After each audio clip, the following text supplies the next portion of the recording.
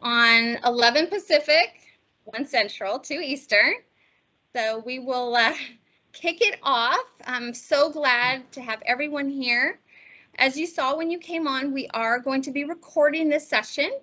And that really is so that we can have it on our website. And for those who aren't able to join us today, they'll be able to, check it out later. So appreciate you all understanding that. And we're really glad that you are here. Just before we get totally into the program, it was mentioned, and thank you, Stephanie, to introduce Mike, who's our new CFO. So Mike, if Yeah, thanks, Cherish. Can everyone hear me okay? Yeah, Mike. Yep. All right, sorry, we kind of broke up there. I wasn't sure if it was me. So thank you for the introduction. And I'm in my 4th week here at Revolution, excited to be part of the team. And nice to meet all of you here versus a Teams meeting. I've been so far. I have been to the Arkansas and the Texas facilities, but in the next few weeks I'll be making it out to the rest of the facilities. So I hope I have an opportunity to meet all of you in person. And just a bit of background of myself. I've got about 35 years. Experience. I've been a CFO on a few occasions now, and I have about 10 years of experience in plastics at a company named Spartech back in the day. So I know what an extruder does. I know all the mix of the resins and how that works and the quality of the product and all that fun stuff. So hopefully I won't need to rely on you too much to get up to speed on the business. But I where I need to, I definitely will, and just really happy to be part of the team. Great, thank you, Mike. So today we are talking about our employee resource group, Women, and I'm so glad that Mike spoke to begin with, because we wanted to reiterate again, although it is our ERG, again, our employee resource group, Women, it is about the empowerment of women in the workforce, and that doesn't mean that you have to be a woman to be a part of that. And that's why everyone is included. And we want everyone to be part of that, that drive to do that. So today we are excited because we are dealing with a topic that, we hear about on the news. Maybe you've had classes, maybe HR has taught you in some way, but really delving into what does that mean and what are ways to kind of work through that. And I'm so glad that Tammy Rucker is going to be leading us today on that. And Tammy, for those of you who don't know Tammy, she is our VP of Sustainable Materials, and she's going to be talking about this very important subject. And we hope that this will encourage you either here or after to want to talk, or if you have questions. Today, if you want to ask some questions while we're here, you can put them through the chat if you like, or just kind of let us know, but the chat would be great. I'll be monitoring that as Tammy's talking. And then at the end, of course, we'll be asking for questions too. So with that said, I'm going to turn this over to Tammy Rucker. Thank you, Tammy. Thank you, Cherish. Thank you so much. And let me get this started in sharing here. All right. Be helpful to be on the first page. All right. As Cherish introduced me, I really appreciate that, Cherish. I'm the Vice President of Sustainable Materials. I've been with Revolution almost 2 years, and it's so funny, Mike. I think Mike and I have had kind of a parallel career in a few ways. So I'm glad to have him aboard and be introduced today. So I'm going to cover the topic of harassment and discrimination, and I hope this is maybe a little unique in the sense of this is my personal experience with it, and sharing with you kind of how it has played in my life, and then hopefully give you guys some tips on how to level the playing field when it comes to discrimination. And then I just want to wrap up the session with some resources for you.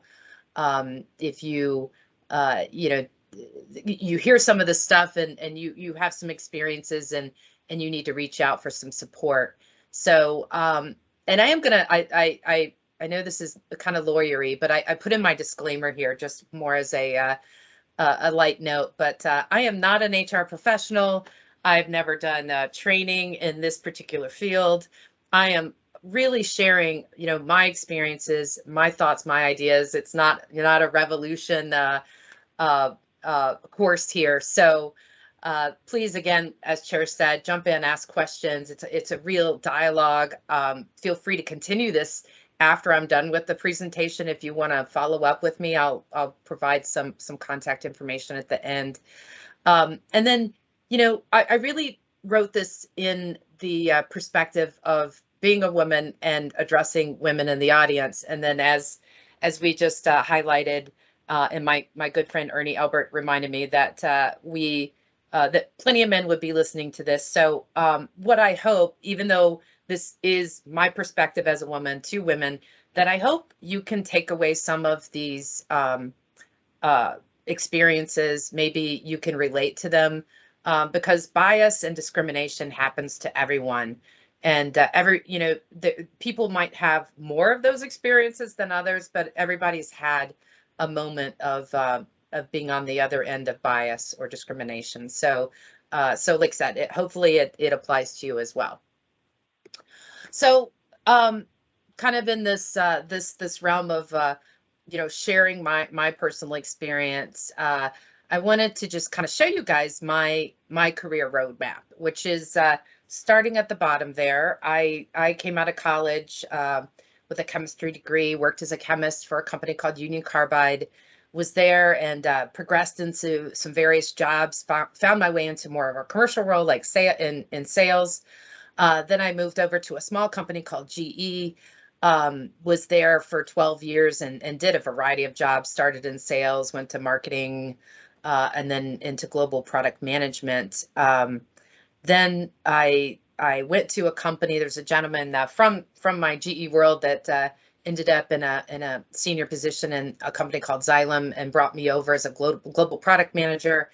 That role was a very big role. It was a portfolio of over $300 million of product, and definitely had the largest portfolio in the company, and had a lot of direct contact with senior executives.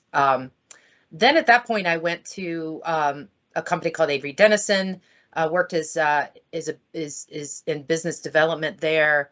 Then on to a company called AZAC. They make composite deckings. We interact with them a little bit in our company today. And then made my way home to my work family here at Revolution. And like I said, I've been here a little less than 2 years. So I just wanted to, this is probably not a question I'm expecting an answer to, but I wanted just to, as you look at this, see if anything stands out to you, and what, why, what would your impression of this career be? And I would hope you see kind of a long stints with companies, progression, and then kind of a flattening, and then a progression. So the point there is my career has been fairly bumpy, very much a bumpy road. So that's not all about systemic issues or situations. It's a little bit of a combination. I left Xylem for the reason of that many women can relate to, which is I had a terminally ill parent, and left the company to go back home and take care of the parents. And so I was out of the workforce for a couple years, and then luckily was able to re-enter with Avery Dennison. So I had a number of contacts from GE again who were working in Avery Dennison. So I came in and it was a kind of a lower role than I had at Xylem. And let me check on something real quick as I'm hearing some inputs. All right. Okay, I just want to see if there was anybody messaging me here. So So basically, once you leave a company and you're out of the workforce for a while, it's not uncommon. You have to kind of, go back in. And at Avery Dennison, what was great was that I was given an opportunity to manage a very new business that was really had the ability to change the company. And so I made a great impact and had a very strong executive sponsor. He brought me onto the staff and was really feeling back on track. Left Xylem, kind of took the dip, and then was feeling really good about coming back up with Avery Dennison. But unfortunately, we had a complete change in leadership. My role was eliminated because essentially my title didn't reflect my staff position. So I still had this business development title, even though I was sitting on the staff, and that just didn't make sense to the new people coming in, and they just got rid of it. And at that point, I was like, okay, I'm going elsewhere. So I took a role with the AZEC company here in Chicago. Very much a growing company, getting ready for an IPO. So again, I was willing to kind of just take a lateral move just to get in. Again, going really well. Though I had a situation, again, this is really part of the bumpy road, is that I was working for a manager who just gave me no feedback. He really didn't have much to do with me at all, I gotta say. And I ended up doing my own 360 just to, make sure as a new person in a company that I wasn't, I didn't have any blind spots. I didn't, just wanted to make sure I was addressing all of my potential clients, let's say. And so finally, when I did get a performance through, it was awful. It was literally just, I just looked at the guy and I'm like, do you want me to leave? And he's like, well, you should think about it. So so that was out of the blue, surprising. I actually spoke to a coworker and she started crying. So it was very shocking to everyone. And when those situations happen, they do happen. Luckily, I was able to get a severance, which is kind of showing you, the element of what's going on in the company, and then what kind of on a happy note. I always have to leave things with a happy note. The attorney who put together my severance package actually wrote me just an amazing LinkedIn recommendation, and I would run into him in the hallway, and he just would be like, "This is crap." So he was really a good advocate and kind of helped me through that bumpy step. So the reason why I'm sharing that, the bumpiness that you saw in my career is for the purpose of, when you have those missteps and those changes and dynamics happen, it really affects your salary. And this is the current statistic from the census that women make 82 cents for every man's dollar. So that's some of these things do tie into the salary, and I'm going to get a little bit more specific about it and really focus on, like, that is actually, the 82 cents is an improvement since in terms of this gender pay gap that's occurred. But it's one point in time, and what I really wanted to point out here with this slide is that women's salaries have really made gains in the past few years, and specifically in those younger age groups. But as you get into the 35 to 44 and then up range, the difference in salary is enormous. So it goes, from this, teens to now 30% difference in salary as you age. So this is just really important to know and understand how this ties back to the whole topic of discrimination, more specifically than harassment. So, in my experience, I would say discrimination has really evolved from the beginning of my career of what, discrimination and harassment looked like to now is completely different, although it's still there. And what I have to say is that it went from where you wouldn't be hired as a woman to now you're not allowed to really achieve your maximum success. That there's factors going on that limits that success. And I'm just going to go through a few that I, again, personally feel that have impacted me. There are many other, examples, but again, this is really kind of more of a, again, this personal story. One is exclusion from the team. Two is the perception that people have of you as being able to be a leader. And then just in general, kind of tying back to that whole salary impact. So exclusion from a team is one that I find is kind of insidious, because it somewhat makes you feel like, what did I do? Why am I not being included? And some elements that I've found is that, especially females with very strong competence or very strong personalities, sometimes can tweak others, insecurities. So I think there's a bit of, sometimes you get pushed away just, just from that insecurity. And it's not, and again, it's not purposeful. It's not to be hurtful. It's just a reaction. And then, I also have found on a couple occasions that I have felt that that I really wasn't trusted by my male teammates, and which is really funny, because I'm probably the most open, direct person. Most of you would say, especially Cherish would say that about me. So, the fact of not being trusted, again, that kind of makes it feel like it's you and not the team.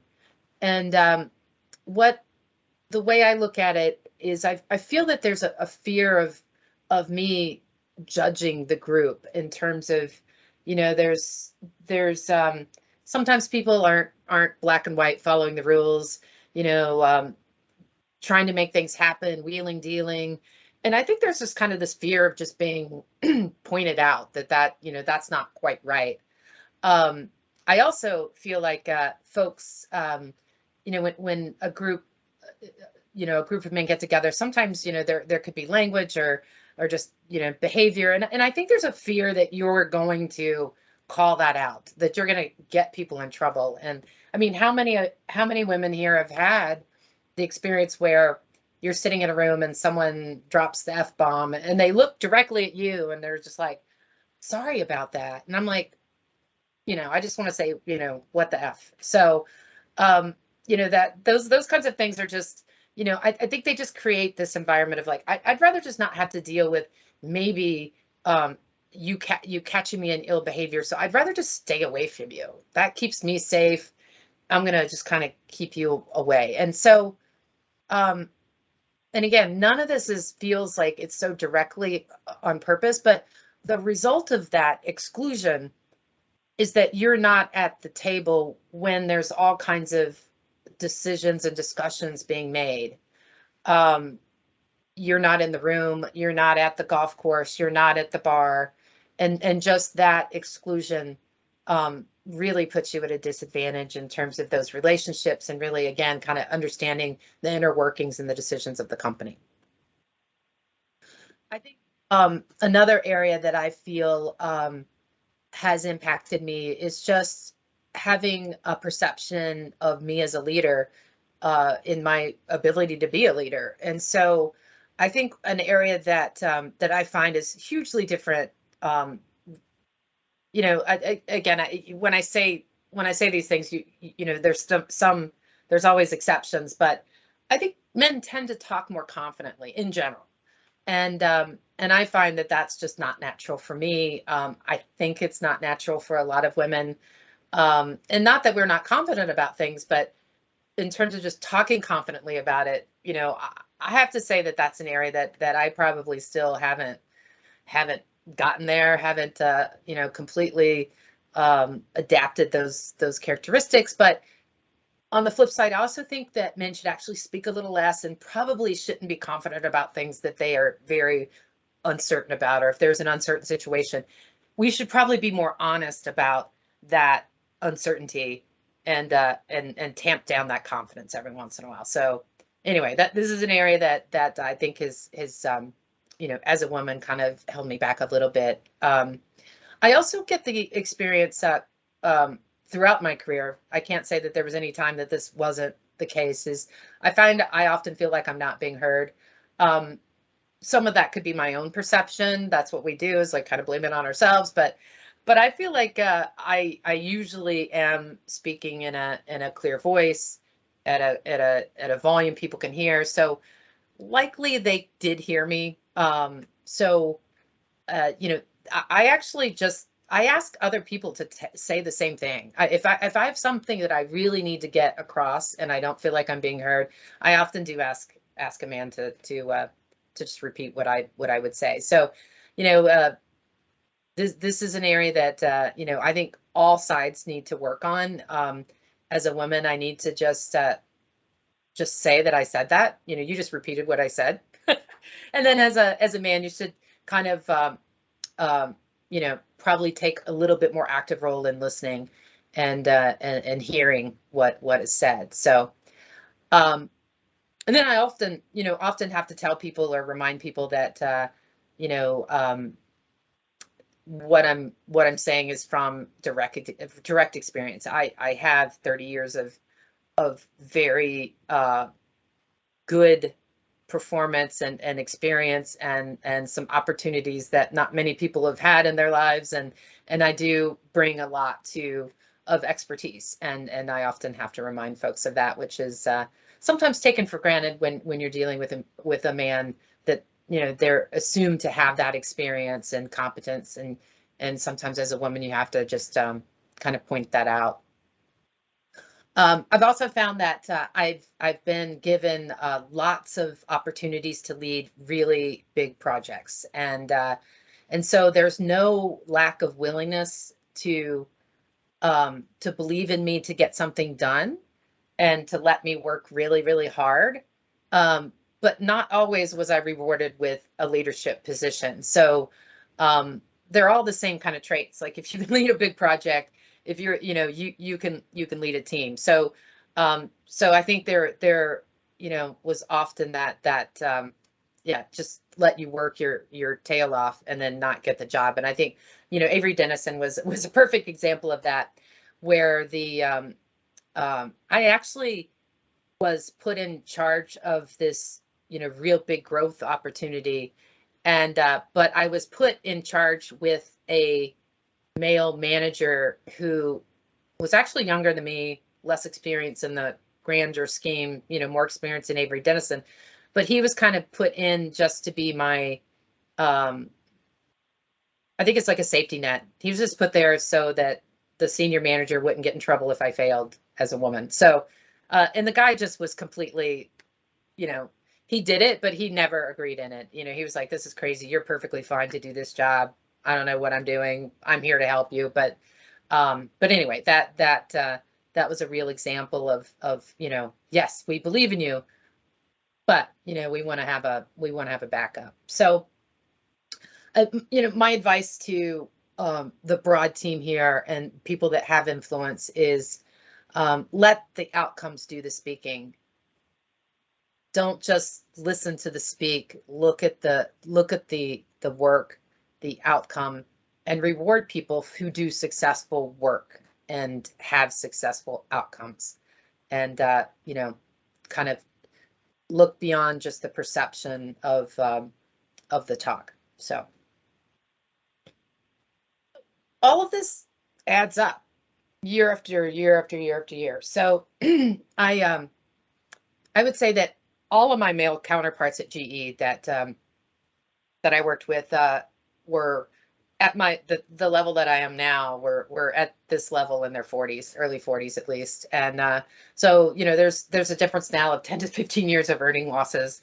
And so, you know, that's a big impact. And it is a real thing that happens. And I you know, and anyone can say, well, those guys were just more talented, or you know, we at GE, I worked at GE during the age of Neutron Jack.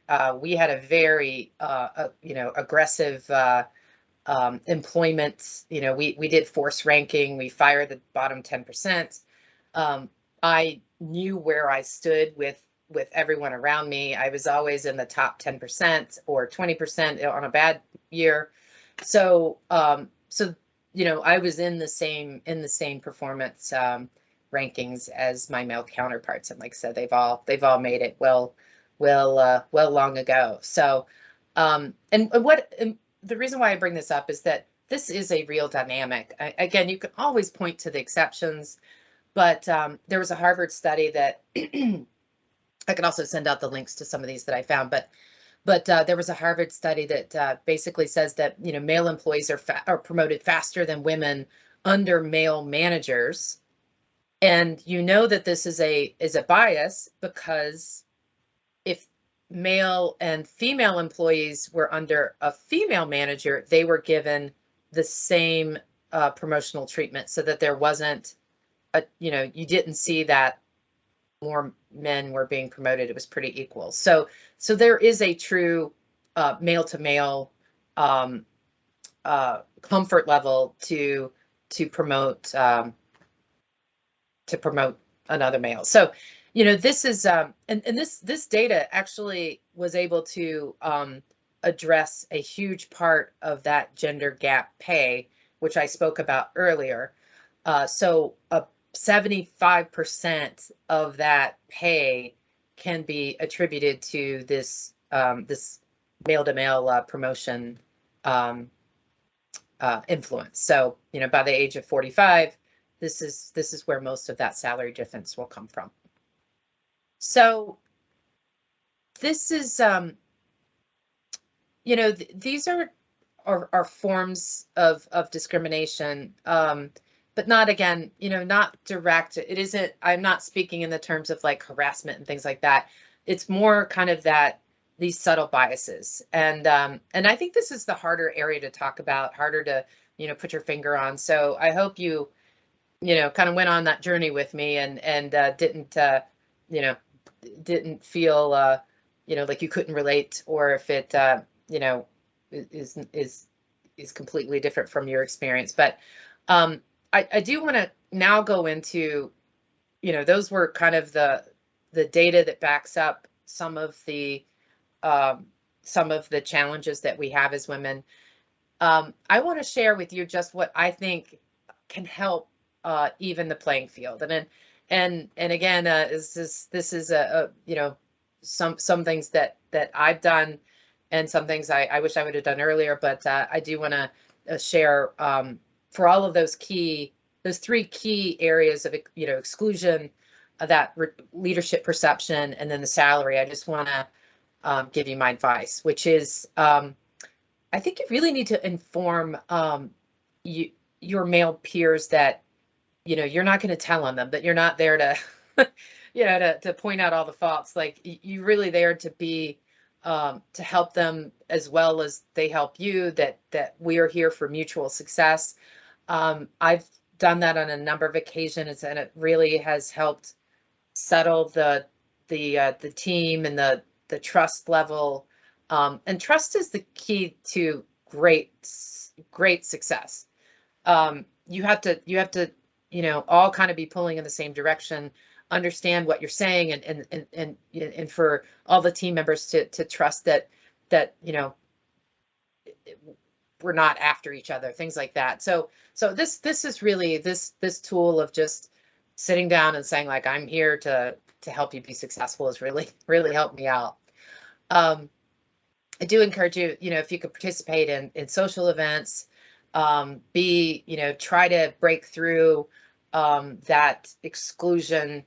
And if there's something, sometimes there's events that, you know, exclude you because, you know, like, you don't play golf, or I don't smoke cigars in a bar, you know, like, there's some things that just will kind of, you know, keep you at bay. And what I suggest there is just, actively suggest some alternatives. Like just try, instead of golf, maybe it's whirly ball. It's, it's a way that everybody's kind of on a playing field and get to interact outside of work. So I think that is really important.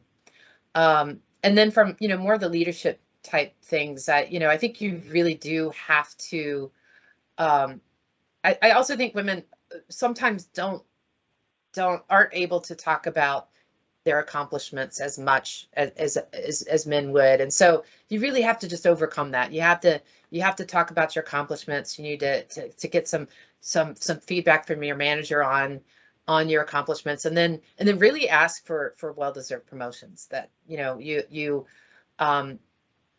don't want to be in that position where you just worked your ass off. You think you deserve it, but you never asked for it. And again, people will let you work as much as you work. So go ahead and ask for those promotions.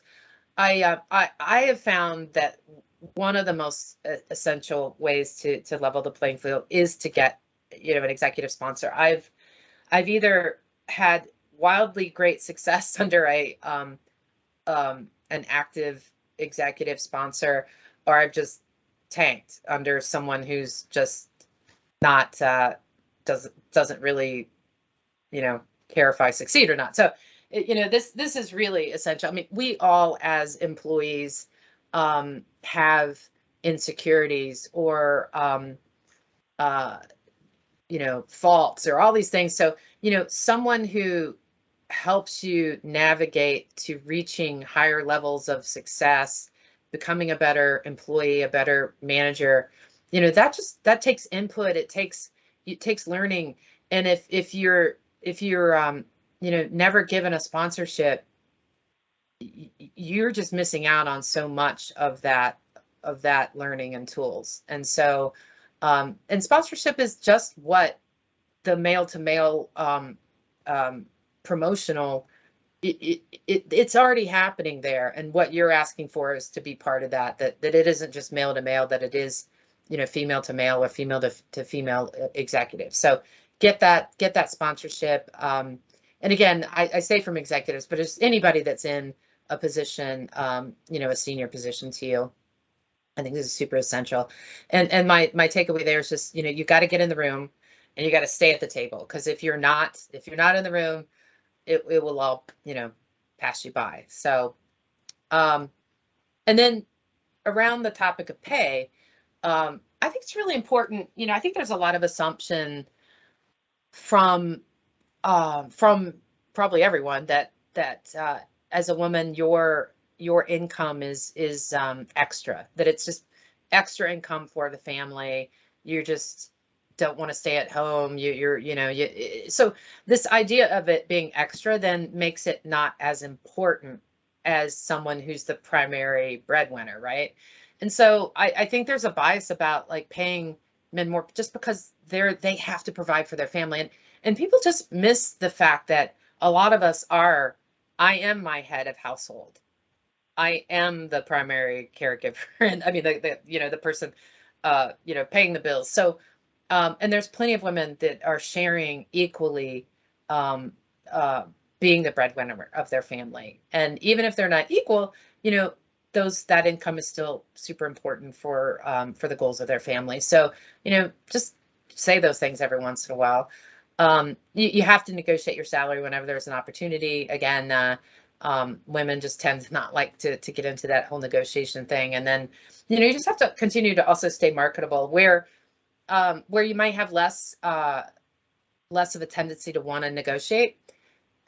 You can kind of counter that by staying marketable where your value. So, that helps you not feel like you just have to push on something. You can really weigh that with facts that about because of your marketability. And that could include anything as well, like, just LinkedIn, networking, taking classes, getting certifications, keeping your skills fresh. I think all that's super important. And I just kind of want to remind women, because I know lots of women who do this, which is they just work hard and and work. They feel that working hard is going to help them get ahead, and so my word, my you know, not that I don't want you to work hard, but I just want you to balance that out, because the harder you work, the less salary you're making. So you're like, if you're putting in 20 hours a day, you're you know, yeah. So just be sure that you're also working smarter, that you're doing those things, that you're doing the networking, that you're in the room, and those are the things that are really going to help you move forward. Hard work on its own will not get you there. You still have to have sponsors and people that help you get into that promotion.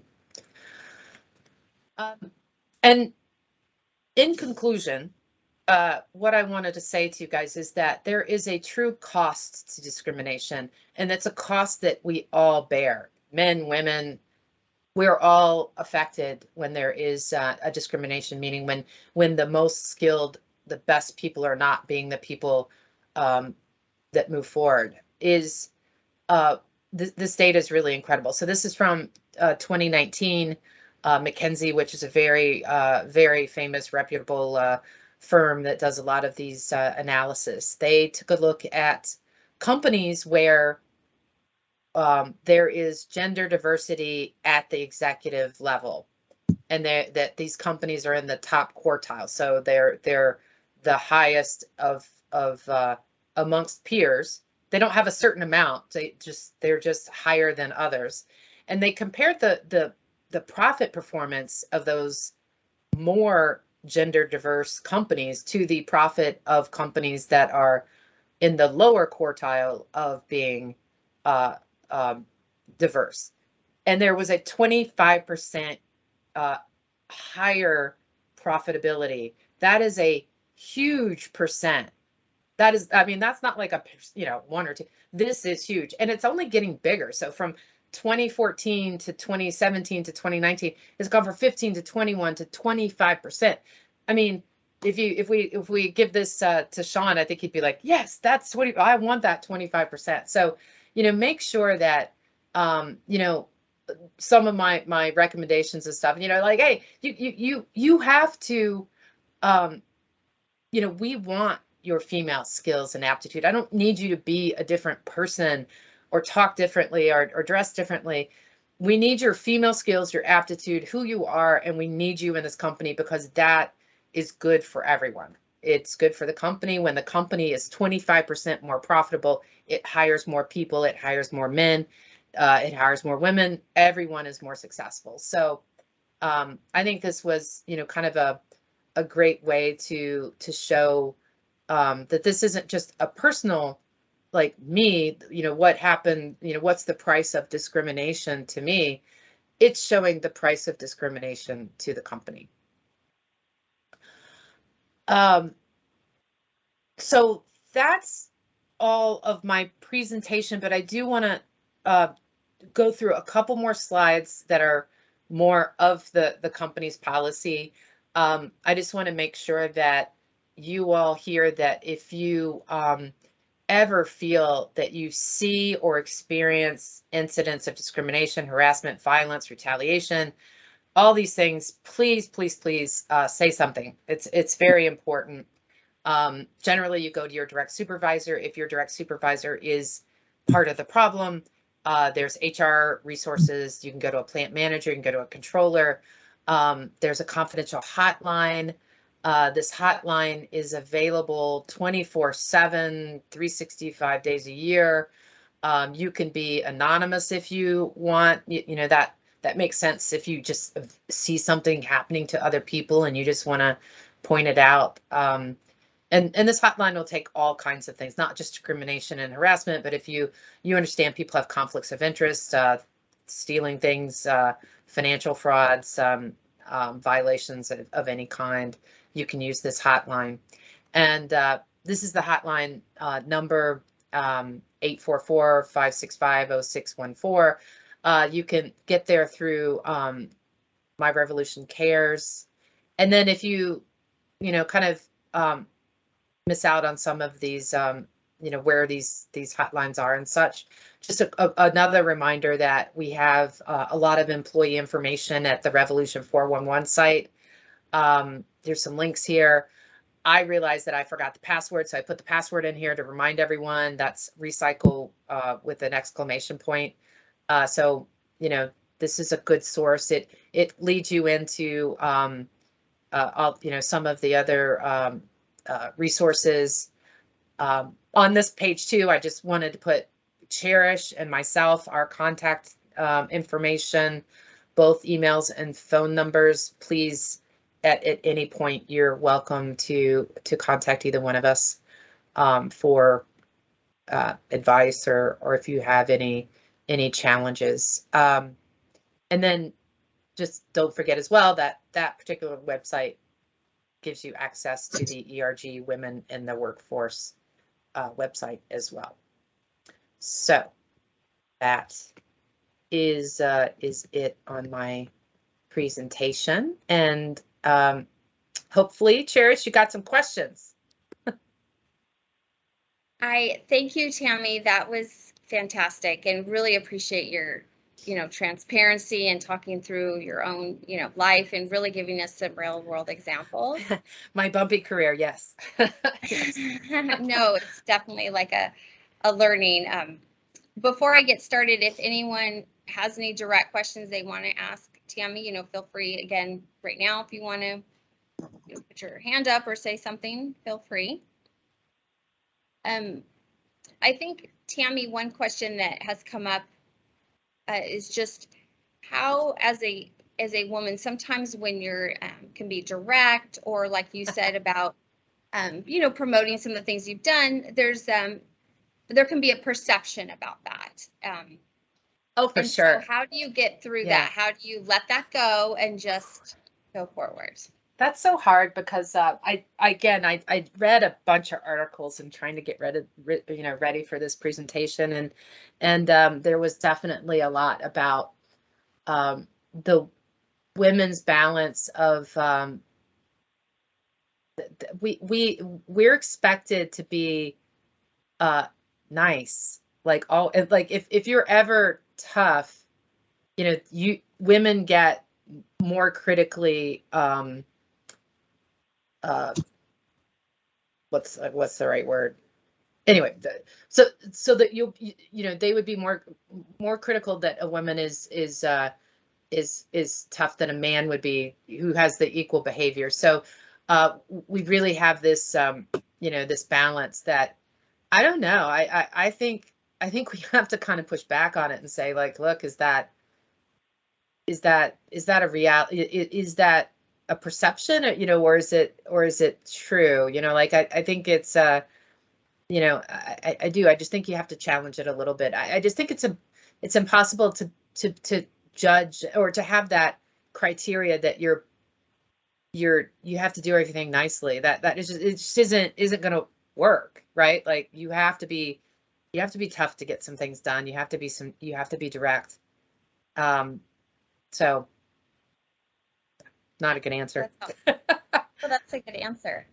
And I think that one thing just really quick is, when I started out, I've mentioned when Tammy and I were talking that, I was 22, I came to the plastics world. Back then it was very, very male. Okay. And there was one woman that had a leadership in our whole area, it seemed, in this company. And I had her and I had a gentleman, and I'll tell you that the woman that had the leadership position at the time, she wanted me to change. She wanted me to have straight hair, which I have curly, but you can see it's still straight because her voice is in my head sometimes. Straight hair, dress a certain way, and be a certain way, because she said you'll never be taken seriously unless you do all these things. And then I had a gentleman that believed in me and was my biggest mentor and said, just be yourself. And if you're yourself, that's going to get you far. And so it's how, Tammy, would you recommend people balancing, who they are and taking that as far as you can, and knowing your audience too at the same time? There's that balance, right? Yeah.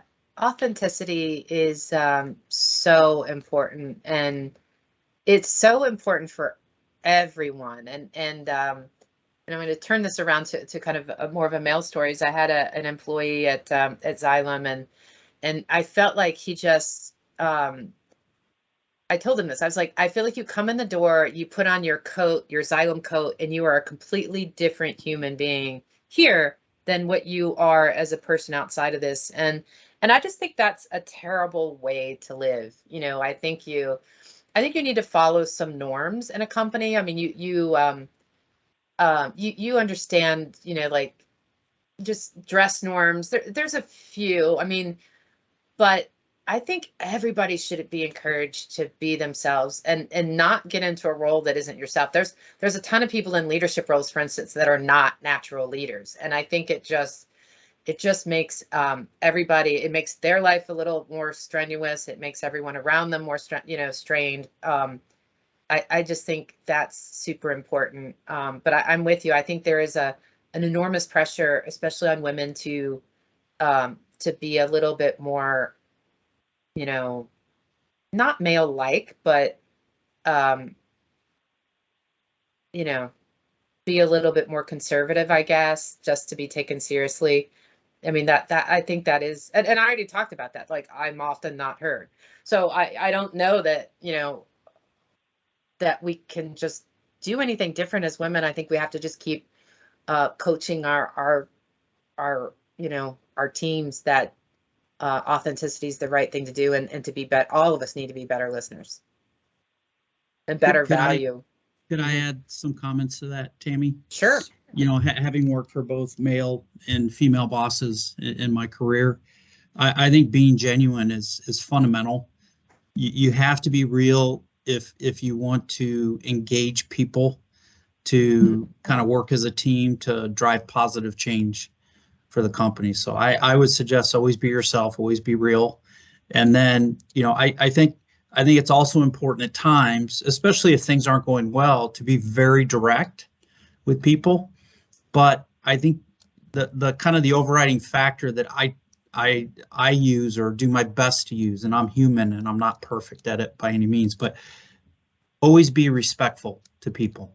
So be direct, be confident, but just treat people with respect. That's always kind of how I always think when I'm thinking that I'm being direct and I'm going to impact someone in a way. You know, I'm just do it absolutely with respect and do it in a way that's seeking to understand. Mm-hmm. I don't know if that helps, but just giving my experience. Respect is a great add on to authenticity and being real. I think respect is, you know, respecting that person across from you is, you know, has value. They have good, you know, they have something to offer, and not just giving it no credit, right? Absolutely. You know, you need to respect everyone, every job at every level, and that's going to make for a much better company. So agreed. And then, you know, in terms of, I think it's really important for our company as it relates to diversity to, I mean, diverse backgrounds, male, female, race, you know, backgrounds. I mean, if we're going to really maximize value as a company, and maybe this goes to the McKinsey study, I haven't read it, but I mean, we need people with different views and different thoughts and coming from different aspects to really get to optimal solutions for problems that we're trying to solve as teams. And you know, on the poster for this, I don't know if you all noticed that we had put the Dolly Parton quote of, I'm not going to limit myself just because people won't accept the fact that I can do something else. And so, you know, Mm-hmm. Dolly Parton, if you know her story at all, or if you even know aware of her, there's a perception, or there was a perception of who she was by looking Mm-hmm. at her background, or whatever. But she showed, right, what she could achieve if you just watch her do it. Look what she's overcome in her life, you know. So that was kind of like you just said, Mike, like she's genuine to herself, but found a way for success in being who she was, exactly who she is. So, yeah. And my last, I just want to shout out to the hotline. Okay, use it if that's really important here, because as a leader, and I'm new to the business, but we can't make sure discrimination doesn't happen if we don't know about it. Okay. And, you know, my commitment is there's no one's going to retaliate. We're going to I won't let that happen. I would never be part of that personally.